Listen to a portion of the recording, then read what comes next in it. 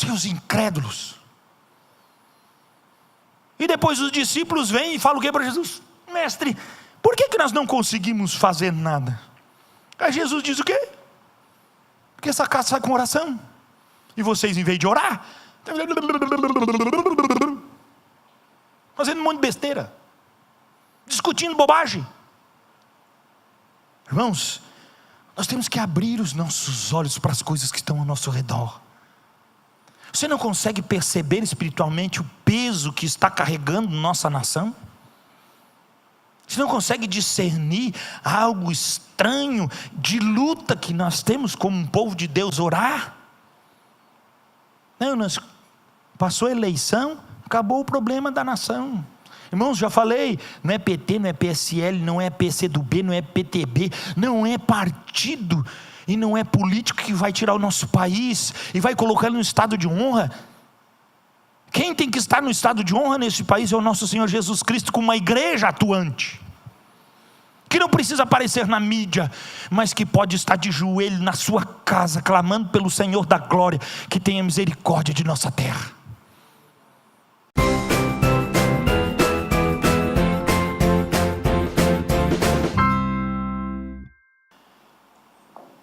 Paulo, quando escreve a igreja de Romanos, ele diz que em toda a ação da lei, ela é perfeita.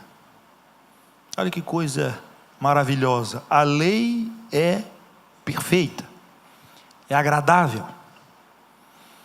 A lei é a ação plena de Deus para revelar ao homem a sua necessidade. Por isso que Paulo assim declara que a lei é perfeita, porque tudo que vem de Deus, Ele revela a nossa perfeição, quando nós necessitamos das coisas dEle, assim como foi cantado agora.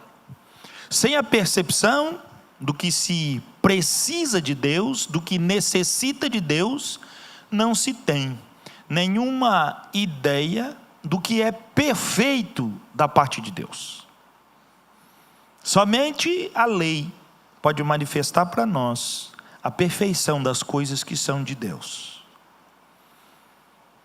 Assim então, Deus veio até o seu povo e então deixou a lei, precisamente conforme os judeus dizem, 613 mandamentos, pequenos mandamentos, leis que dirigiam o povo para eles serem perfeitos. Sim, perfeito é aquele que pratica a lei, como perfeito é o Senhor que deu a lei. Mas perfeito no quê? Os homens pensaram que cumprindo a lei se tornavam perfeitos, e então usufruíram da lei para exteriorizar o mandamento, enquanto que a lei não foi dada para exteriorizar mandamento.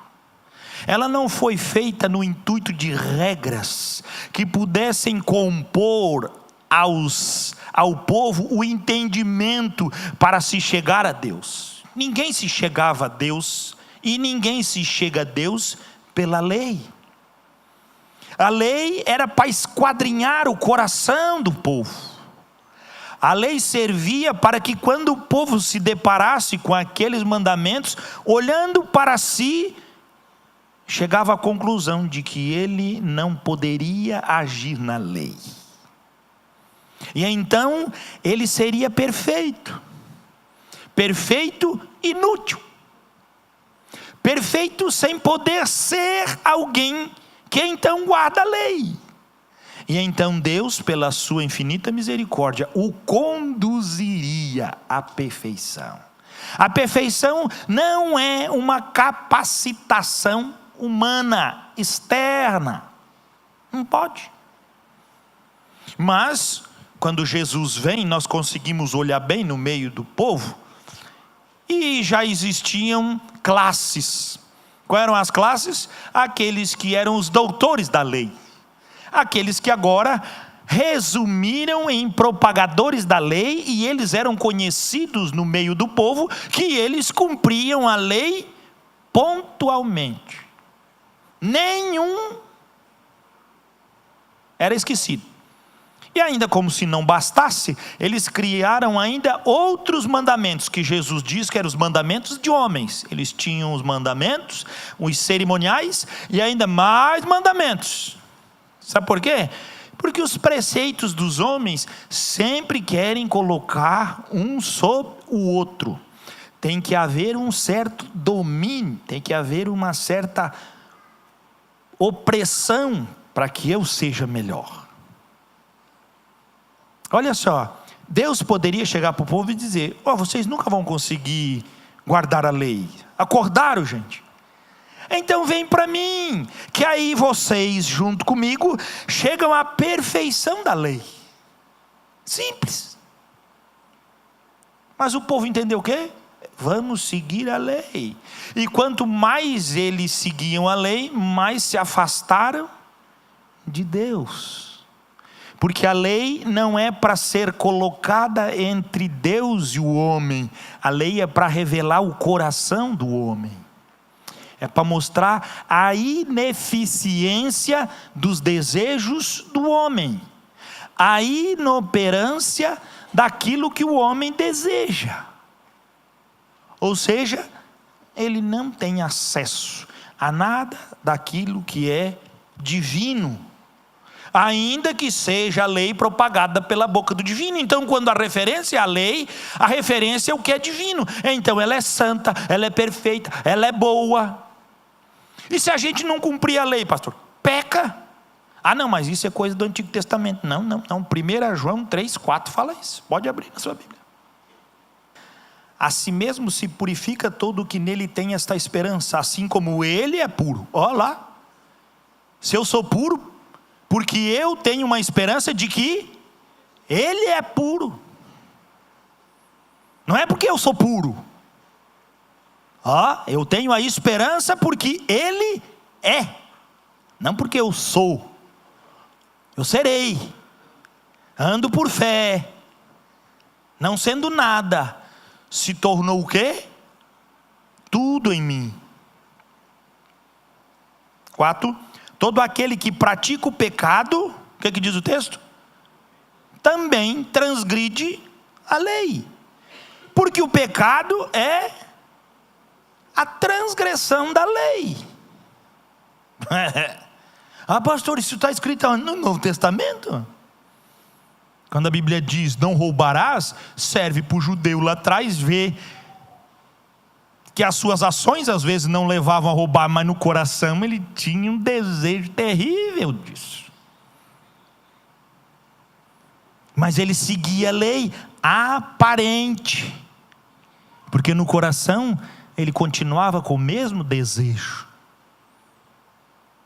Não tinha, Deus não deu nenhum aparelho na época que alguém passasse, né, e o invejoso ficava detido, né? Invejoso, fica fora do arraial hoje, não vai fazer culto nenhum. A gente consegue fazer isso? Imaginou se tivesse um detector de ladrão, todos os cantos da cidade tinha a entrada e saída. O cara entrava, ladrão, fora. Aqui a gente só tem gente. Quem que entrava na cidade? Ninguém. Não é? Porque tudo que nós fazemos mediante a lei é aparente. Ponha isso na cabeça. A lei não pode mudar. Puxa, pastor, mas como que não? Então quer dizer que o pecado não tem jeito mesmo, eu vou ter que ser um pecador inveterado? Não, você é um transgressor inveterado. Olha lá, Hebreus 7. Volte um pouquinho aí. Hebreus capítulo 7, versículo 19. O autor aos Hebreus, ele vai fazer uma declaração extremamente contundente.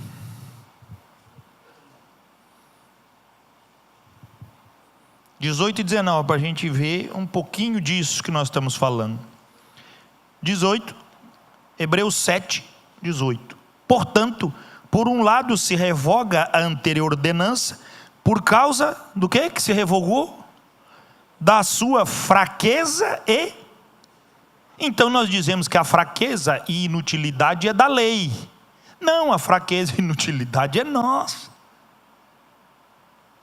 Quando nós não usufruímos da lei, ela se torna sem sentido para nós. Então ela passou a ser inoperante. É isso que o texto está dizendo? Olha lá, 19. Pois a lei nunca aperfeiçoou coisa alguma. Esse texto no original nunca levou ninguém à perfeição, a lei. Por que a lei nunca levou ninguém à perfeição? Porque no céu já existe o perfeito. Quem é o perfeito? A lei? Não, o Cristo. Então a lei, como diz em Gálatas 4, era o que conduzia ao perfeito. Mas quando nós tomamos a lei como perfeita, submetemos à inutilidade e à fraqueza, inoperância. Não há nenhuma forma ou possibilidade de haver mudança. O que é que pode mudar a nossa vida? Regras, mandamentos, lei, Cristo. É Ele que pode mudar a nossa vida. Olha o que diz o texto. E por outro lado se introduz esperança superior, pela qual nos chegamos a Deus. Veja bem, irmãos, ele está dizendo que pela lei ninguém se chegava a Deus. Por que ninguém se chegava a Deus? Porque a lei segrega. A lei separa o santo com uma grande cortina do pecador. Ele não tem acesso. Mas agora em Cristo Jesus, existe mais separação? Não. Então chegamos na perfeição. O acesso que produz em nós transformação. A Bíblia deixa claro, irmãos, que quem não pratica a lei peca, porque não consegue esquadrinhar-se, então ele se revolta contra o que a lei determina como correto. Isso expõe o quê? A sua dureza, isso expõe o seu coração, isso expõe as suas mazelas, isso expõe o seu orgulho, isso expõe o seu sentimento de inveja, isso expõe o sentimento de aplauso, isso expõe toda a sua miséria, que a Bíblia diz que isso é fraqueza e inutilidade, mas que nós damos bastante valor. Mas a Bíblia diz que não serve para nada. Quando estamos em Cristo, então recebemos o que é perfeito, e então agora temos o acesso de chegarmos até Deus por Cristo Jesus. Cristo que se manifesta em essência de glória. E agora, manifestado ele em essência de glória, compôs a nós o verdadeiro ditame da mesma ação diante de Deus, nos tornando perfeitos. Aquilo que a lei não conseguiu fazer, Cristo fez.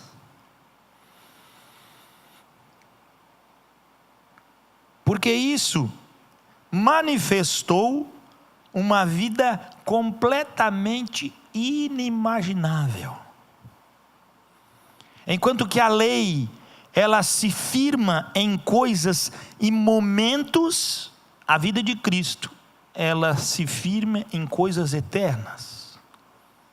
Não tem comparação, não tem junção, não tem ajuste, não existe a mínima possibilidade de construir uma ideia baseado na lei para a eternidade.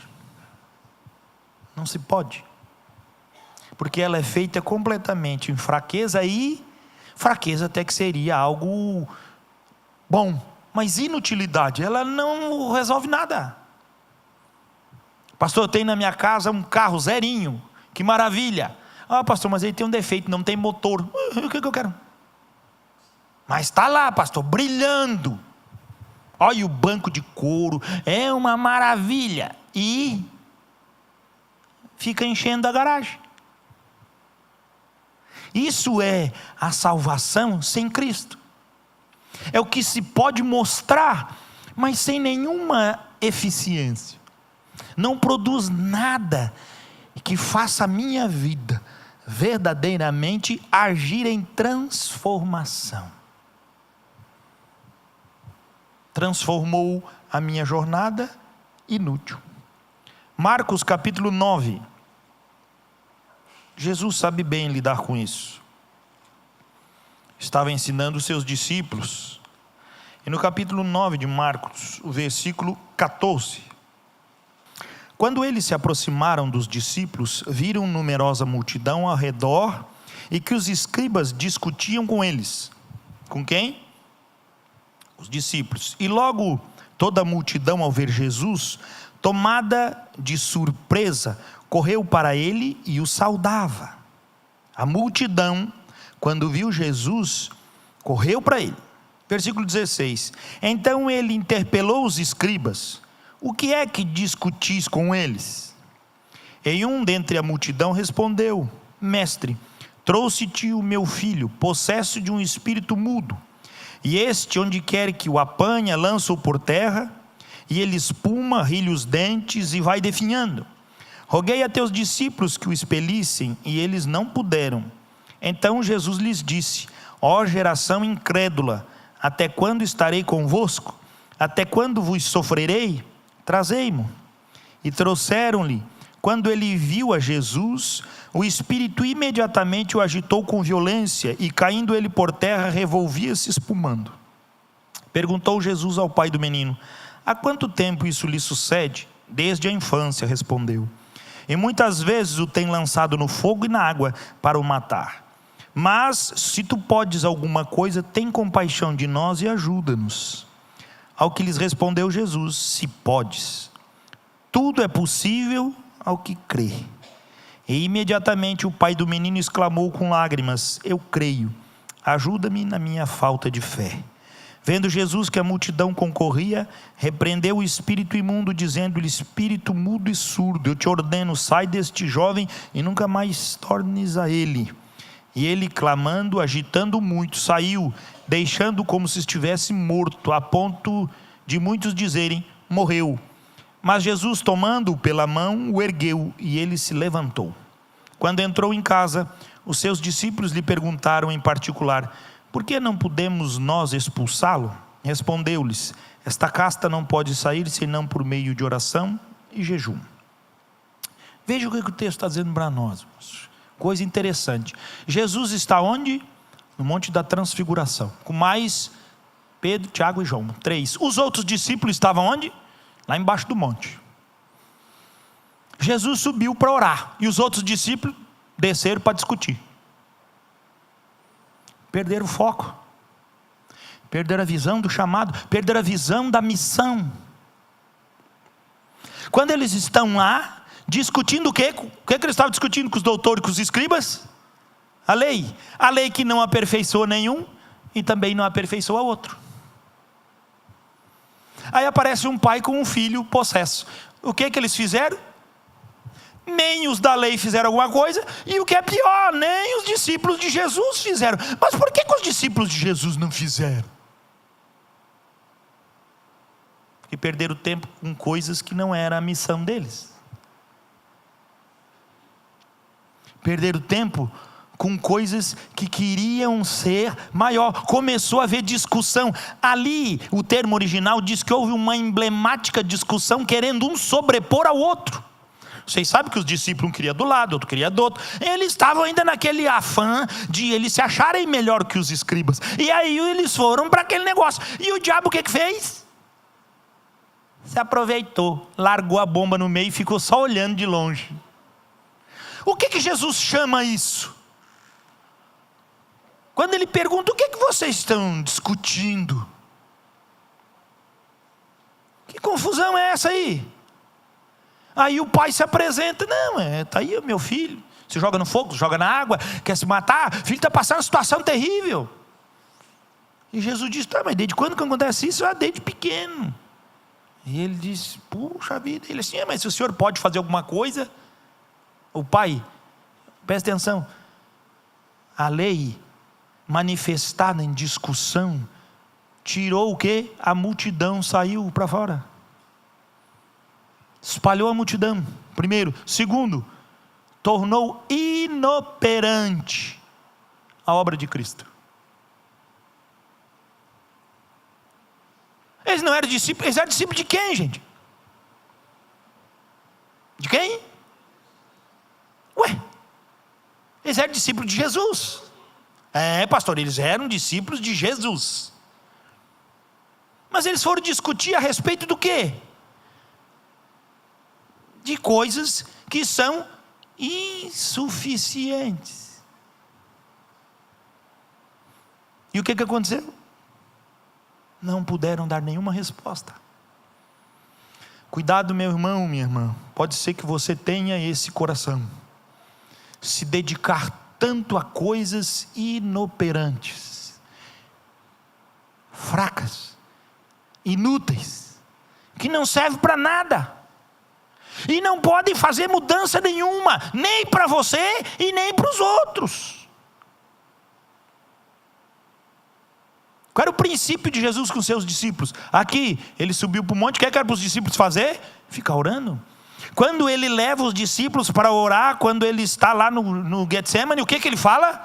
Ficai aqui e vigiai comigo enquanto eu irei ali e vou orar. Era normal para os discípulos de Jesus ficarem orando enquanto Jesus tinha o seu momento de intimidade com o Pai. Mas eles estavam na missão que Jesus estava? Não. Perderam a missão.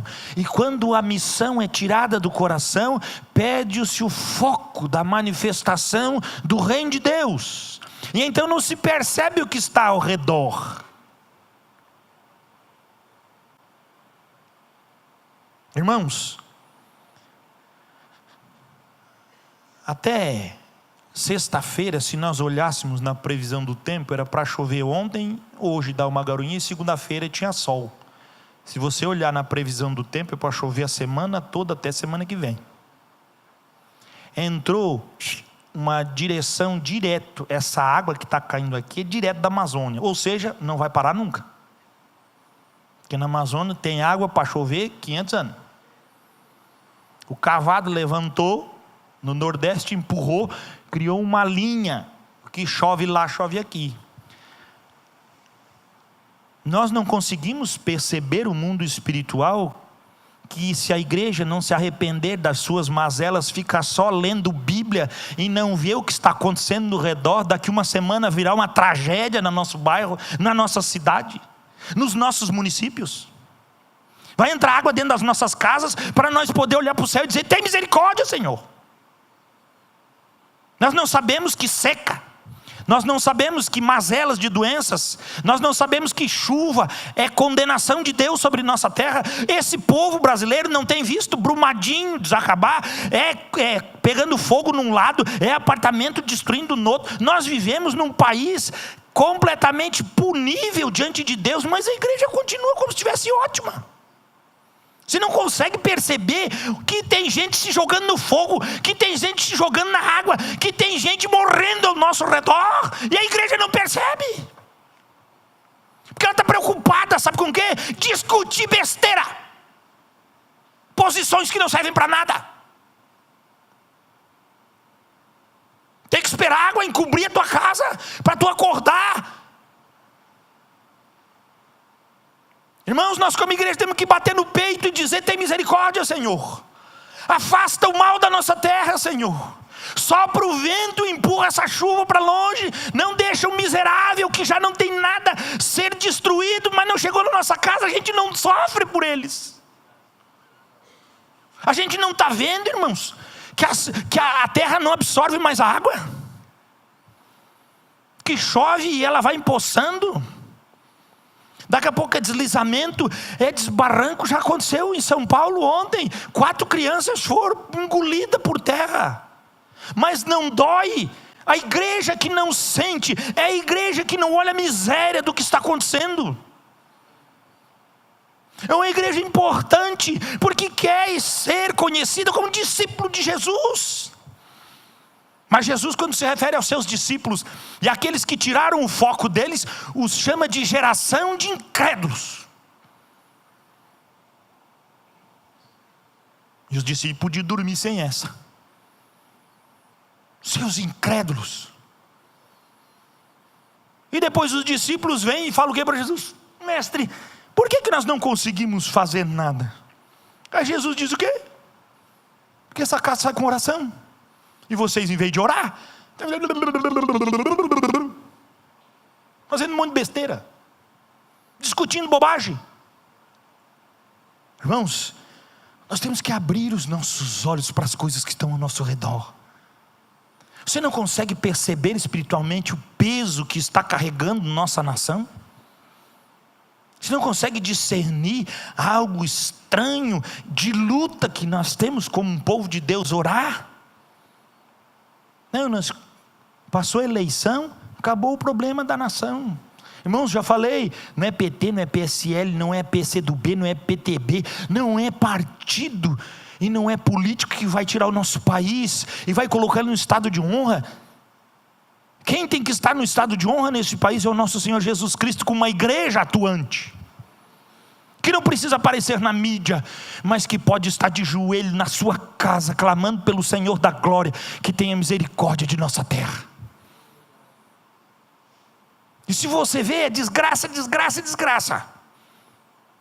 Aí você vai abrir qualquer portal de notícia online, o que está lá estampado?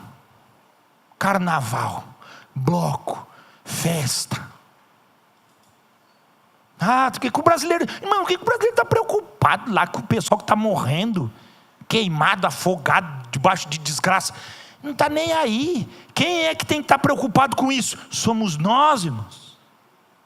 É a igreja que tem que despertar. É nós que temos que ficar olhando. Olhando para quê? Para o céu. Jesus diz, nós estamos pior do que os judeus, porque ele chegava e dizia, vocês olham para o céu, vocês conseguem discernir dias, tempos, se vai chover, se não vai. Nós hoje não conseguimos mais ver nada. E com toda a tecnologia que tem a nosso favor.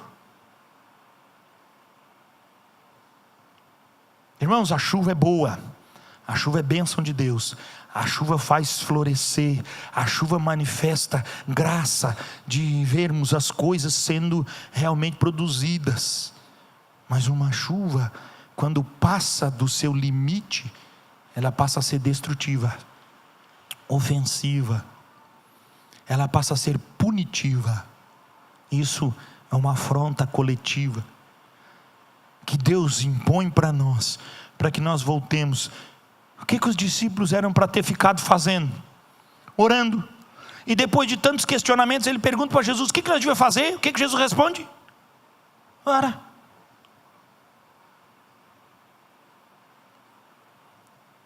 E os discípulos não responderam nada. Esse cara,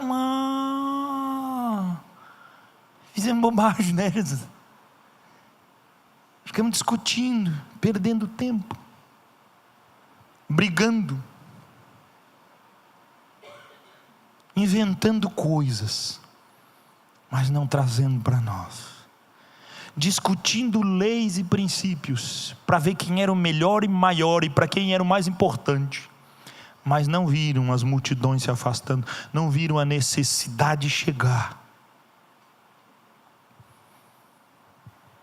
Leve esse conselho no seu coração, meu amado. Não durma hoje na sua casa antes de colocar nossa terra diante do Senhor. Nosso estado diante de Deus, nossa terra. Senhor, tem misericórdia de nós. Leva para longe de nós esse mal. Nós precisamos sim entender isso. Nós não podemos de forma alguma, irmãs, eu acho isso maravilhoso. Poder de Deus, manifestação de Deus, é algo que os discípulos pensavam que quando receberam de Cristo uma vez, eles poderiam toda hora que entrasse um endemoniado, eles iam dar jeito. Eles pensaram que poder, unção de Deus se acumula, se guarda. Não, eu não vou orar agora que eu tenho uma gordurinha aqui guardada. Eu orei 5 horas ontem, hoje eu vou orar só 15 minutos, porque eu tenho uma gordurinha aqui. Tem gordurinha. Está escrito no texto. É com oração que estas castas, elas são recuadas, são arrancadas, são construídas em libertação. É jejum, é busca, é apresentação. Ninguém fica sem comer um dia inteiro e no final do dia está ali, vamos fazer uma festa, vamos correr na praia. O jejum dilacera os teus desejos. O jejum revela a tua fraqueza, que se tu ficar 3 refeições sem botar o jabá para dentro, tu vê que as tuas pernas são enfraquecidas, tu vê que o teu pensamento já não é mais igual antes, tu vê que os teus braços já não conseguem fazer a força que tu fazia. Para que serve isso, irmãos? Para mostrar que nós não somos nada. Como é que se expele demônios? Como é que se age no reino espiritual? Quando nós não podemos fazer nada, mas Cristo, Ele é o perfeito. E Ele pode agir em nós. E por nós. E espera, porque Jesus não disse, vocês não podem fazer isso. Ele disse que essa casta, ela é expelida com oração e jejum. Ele está falando o quê? O mesmo princípio que a lei foi apresentada para o povo, do qual eles discutiam, porque queriam que a lei fosse um maior que o outro, enquanto que o texto está dizendo que a lei servia para esquadrinhar, para colocar a pessoa diminuída, sem nenhuma resposta.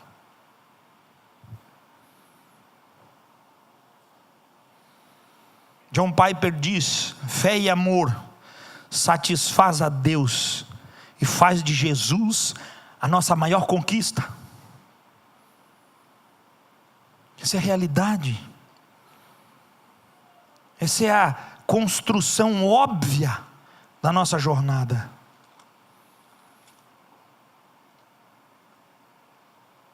Mateus 8, versículo 5.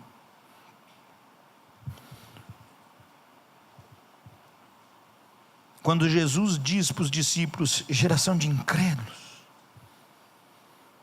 uma geração que procura uma relevância inútil. Os discípulos estavam presentes, não estavam presentes no momento, mas eram relevantes. Era melhor que não tivesse presente. É melhor que não tivesse presente, porque o foco deles é completamente deturpado. Agora nós vamos ver o que nós precisamos para reavaliar nossa fé. Mateus 8, 5. Tendo Jesus entrado em Cafarnaum, apresentou-se-lhe um centurião. O que é? Um capitão de 100, centurião dos romanos, implorando: Senhor, o meu criado jaz em casa, de cama, paralítico, sofrendo horrivelmente. O que ele era? Um escravo, um criado. O que ele era? Um escravo. Primeiro. Segundo, doente. Terceiro, paralítico. O que esse cara era? Inútil. Se esse centurião passasse a espada no pescoço dele, o que ia acontecer? Nada. Esse cara era um inútil. Mas o centurião chega diante do mestre como? Implorando. Esse centurião chega diante do mestre porque ele ama aquele servo, o seu escravo. Ele não chega diante de Jesus com parábolas, ele não chega diante de Jesus com palavras, ele não chega diante de Jesus citando lei, porque ele não conhecia. Ele chega diante de Jesus rasgando o coração e implorando e dizendo: eu amo um inútil, eu amo um servo que não me serve para nada. Ele me dá incomodação, eu gasto dinheiro para aplacar a sua febre, ele fica lá jogado num canto porque é paralítico, não pode fazer nada. Mas mestre, eu amo esse inútil. Essa era a dor de um implorar de um senhor. Gente, olha os discípulos antes e olha o centurião. Os discípulos estavam preocupados com o pai que estava com o filho ali. Estavam na discussão de quem era maior. Enquanto chega o centurião e podia dizer para Jesus: olha, eu sou um romano, mano, faça alguma coisa aqui. Ele implora, suplica. E o que acontece? Versículo 7. Jesus lhe disse: eu irei curá-lo. Versículo 8. Mas o centurião respondeu: Senhor, não sou digno de que entres em minha casa, mas apenas manda com uma palavra, e o meu rapaz será curado. Aquele que eu amo profundamente e que está sofrendo horrivelmente. O texto diz que aquele menino gemia com profundas dores, mas aquelas dores não eram mais dele, eram do seu Senhor também. E ele chega diante de Jesus e diz: ele sofre horrivelmente, Senhor. E Jesus olha para aquele homem e vê a expressão do seu coração, e a resposta dele é imediata: eu irei curá-lo. E quando ele recebe a resposta de Jesus, o que é que ele diz? Não, Senhor, não vá para minha casa, eu não sou digno. Eu não sou digno. Eu não sou digno. Olha o que diz Jesus.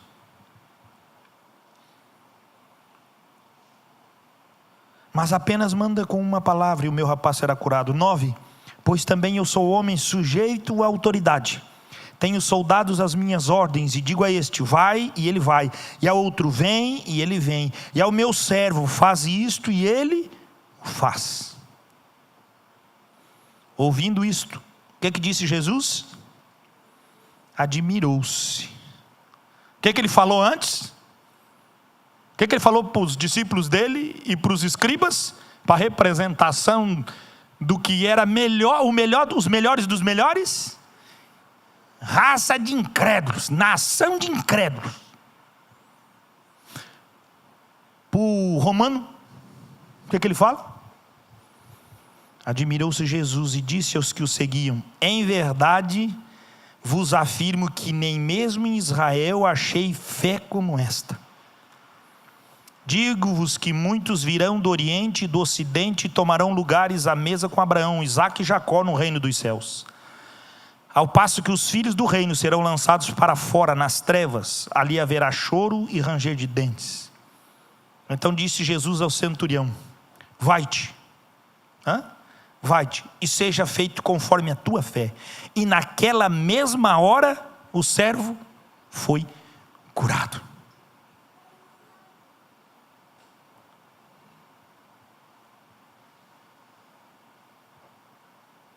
Isso é o perfeito agindo na nossa vida. Aquilo é nós agindo, querendo, tomando posição no lugar do perfeito. Aqui nós vimos um homem completamente desarmado. Um homem sem pensar em nada. Mas demonstrou para Cristo o valor que aquele escravo tinha. A preocupação que ele tinha. Ele conseguiu enxergar algo que os discípulos não conseguiram, andando com Jesus. Jesus disse: não conheci em toda a terra de Israel alguém que tenha fé como deste centurião. Que tapa, que coisa, que glória. Precisamos colocar em efeito, porque Jesus fez a avaliação dos dois. Dura, incrédulos. Poxa vida. Chega na igreja: pastor, estamos aqui, incrédulos. Aí vem alguém que não é da igreja, não participa do culto, não vem nas reuniões, não está com a gente. E Jesus diz o quê? Rapaz, homem de fé. Jesus, tu está com a gente ou está contra? Eis que virá gente de todo canto, diz o texto sagrado. Vão sentar-se na mesa com Abraão, Isaque e Jacó. Enquanto que os filhos vão perder a primazia. Sabe por quê? Porque perderam a glória do perfeito com palavras aonde se apresentam como perfeitos. A palavra e a lei continuam sendo preciosas para nós, para esquadrinhar o nosso coração, para colocar nós no lugar que devemos. Devemos ler o Antigo Testamento e olhar todas as vezes para que Deus puxe a orelha. Devemos ler 1 Coríntios 10, quando Paulo diz: o que foi escrito lá é para o nosso crescimento, para que não caiamos como eles nas desprezíveis abominações diante de Deus. É para nós sermos e fazermos a diferença que precisamos. É para nós olharmos as circunstâncias e nos levantarmos em oração e dizer: vai parar esta baderna. Nós somos o povo de Deus e possuímos sim a herança da fé, e vamos manifestar sobre a nossa terra. Nós temos uma missão e ninguém vai tirar os nossos olhos dela. Nós temos um chamado e ninguém vai arrancar de nós o chamado. Nós continuamos caminhando nessa mesma graça e direção.